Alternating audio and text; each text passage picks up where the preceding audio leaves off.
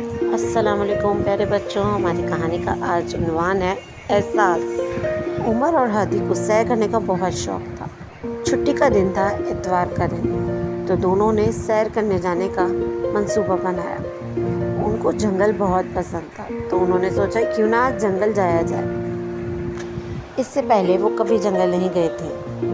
جنگل کی پرسکون خاموشی میں چلتے چلتے ان کی نظر ایک معصومانہ خرگوش پر پڑی جو انہی کی طرف آ رہا تھا۔ ان لوگوں نے بسکٹ نکال کر اس خرگوش کو دیے، جو اس نے خوشی خوشی لے لیے اور کھانے لگا۔ پھر وہ لوگ آگے بڑھ گئے۔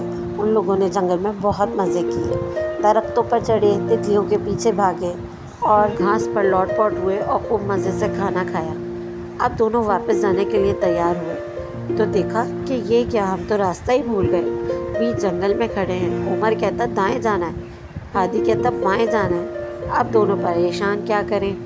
پہ اتنی دیر میں وہی خرگوش ایک سائڈ سے نکل کر آیا اور پھر عمر کے پاؤں پہ پیار کرنے لگا۔ دیکھو ہادی، یہ وہی خرگوش ہے، عمر نے بولا، جسے ہم نے بسکٹ دیا تھا۔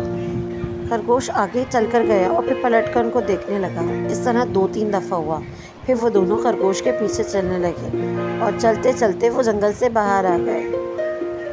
ان دونوں نے خرگوش کا شکریہ ادا کیا اور بچا ہوا بسکٹ بھی اس کو دے دیا، جو خرگوش نے خوشی خوشی منہ میں دبا لیا اور جانے لگا۔ دونوں ہنسی خوشی پھر اپنے گھر واپس آنے لگے۔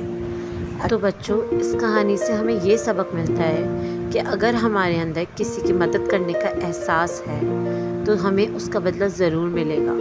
اگر ہم کسی کے ساتھ نیکی کریں گے احساس کر کے اس کا، تو اللہ تعالیٰ کسی نہ کسی طرح ہماری مشکل آسان کرے گا جب ہم مشکل وقت میں ہوں گے۔ جس طرح خرگوش نے ان کی مشکل وقت میں ان کی مدد کری، ہادی اور عمر کو راستہ بتا کے۔